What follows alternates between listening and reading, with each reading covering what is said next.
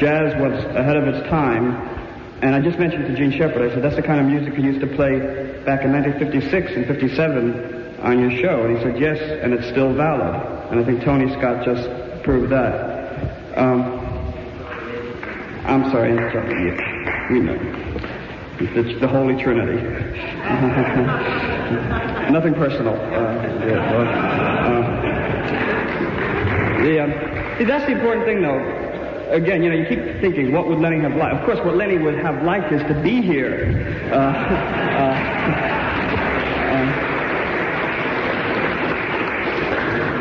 But not having that choice, he was freeform enough that he would have liked everything that happened, including my mumbling on the microphone, including the messenger from heaven, including everything that's happened, including the warmth of the audience. Three of the people who have been the biggest influence on my life, one was a publisher whom I used to work for named Lyle Stewart, whom I'm no longer on speaking terms with. Another was Lenny Bruce, who I'm still on speaking terms with. And the third was Gene Shepard, whom Allen Ginsberg referred to in his poem before as making sadistic sounds on the radio. Gene, of course, has been critical of Lenny Bruce sometimes on his show, so I'm as interested as anybody to hear what he's going to say here. He was kind enough to tape his show for tonight before he came here so that he could be here. The interesting thing, of course, is that his show tonight is describing what happened here. But that's Gene Shepard.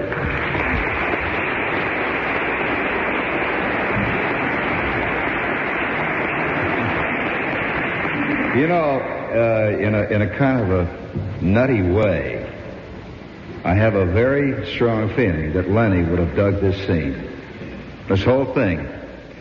And as a fellow performer and a man who every night has to face an audience with an eye and a drive and a desire to make them laugh, perhaps more than anybody on today's speaking platform, people who are going to talk about Lenny, I possibly understand his life, what he went through, what he felt, what he fought against. You know, it's a very lonely world as a comic, as a performer of this type. And we have an underground. Musicians have an underground. Tony Scott knows anybody who's blown a decent note in the last month, even if he's never met him. I know this. Peculiar thing. And so it is between us. And I had never known Lenny Bruce at all. I was working quietly away in New York City. And one night I got a call from this guy. First time I ever heard the name Lenny Bruce. He says, man, he's Lenny Bruce. And I said, yeah. Tell me another, you know. He said, I'm a comic. I said, yeah. He said, I want to tell you. He says, I dig one of your bits. You see, it's two comics talking on a professional level. You won't hear much of this today because people here are going to talk about Bruce as a person. I'm going to talk about him as a professional. And he called and he said, I dig this bit. And I said, what bit is it, Lenny? He says, on a record. He says, you got this record on. He says, Jesus, what a bit. And I said, which one is it, Lenny? I was curious because you can tell a lot about people by what they laugh at. And just the way Paul pointed out that when a comic is working, if he gets the musicians laughing, he knows he's saying something. Well, let me tell you, if you get the comics laughing, you're really scoring. So I wanted to know what Lenny was laughing at. And he says, I'll tell you what it is. He says, it's this fun funeral bit. Did you ever hear this bit? It says so much about this afternoon.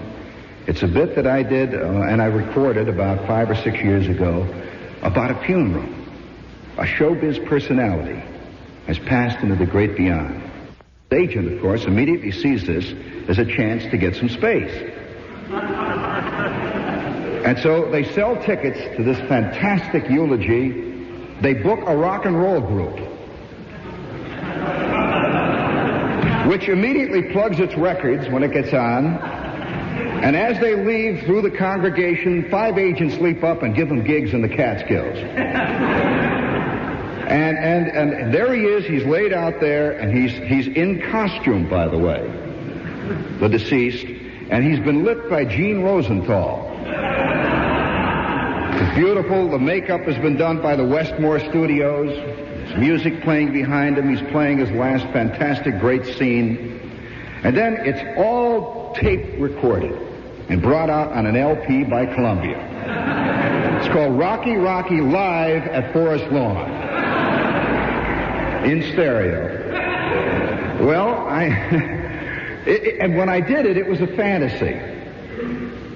And I thought, this is a fantasy. And that was all there was to it. And then I arrived out in front here today. And I looked up and I says, Lenny, no.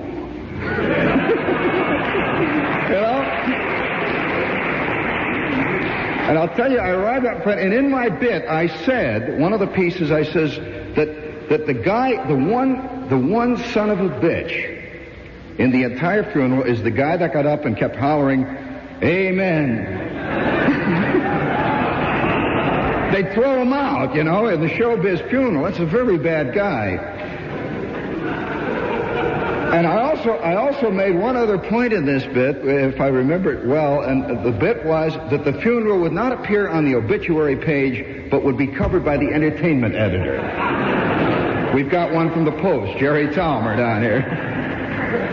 So I did this thing, and I thought, it was a lot of fun. I had it. Incidentally, I also said that the music, whenever they have a funeral, I can remember my grandmother, when her funeral, I went to it. I was a little kid, see, and the minister's up there, and he says, and now we're going to hear from Sister Agatha. We're going to hear the dearly beloved's most favorite music that she enjoyed all of her life. You son of a bitch point killer. You stick with that cheap little paper of yours.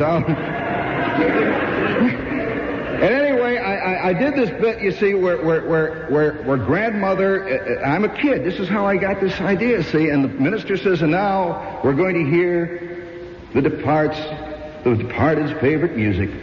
And this lady sang, bring in the sheaves, bring in the sheaves. And I thought, that's not true. All of my life, I remember my grandmother standing over the sink, singing, when the monkey wrapped his tail around the flagpole. And I thought, geez, wouldn't it be great if they sang that at the funeral, Put her away in style, the way she really would like to go, with her false teeth laying there in state.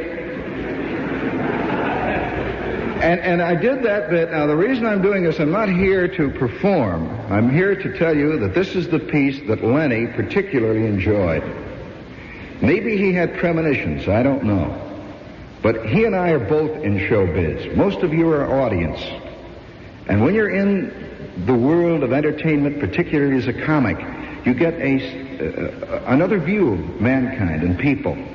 And I arrived up here at the steps out in front, and there's 1,000 people standing there. And I came about 5 minutes late. And there's a big crowd there, and some kid in the crowd says, hey, Shep! I turned. He says, you're gonna perform today? I says, no. I says, Lenny Bruce is dead, and this is a eulogy. I'm here to say a few words. He says, yeah, that's what I mean. You're going to perform? So wherever Lenny is now, I think he would have enjoyed this immensely. I had great admiration for Bruce, and in a nutty kind of way, he liked my work and I liked his, and we knew each other for years. And I will always remember Lenny as a superb professional who really cared about his work. And I'll never forget the time that I knew that Lenny was in trouble. When you're performing as a comic, to make people laugh, which is what I do, and Mort Saul used to do, and whenever you do this, the terrible death that occurs inside of you when you have just done the best piece you've got in everything you've got, and they just sit and look.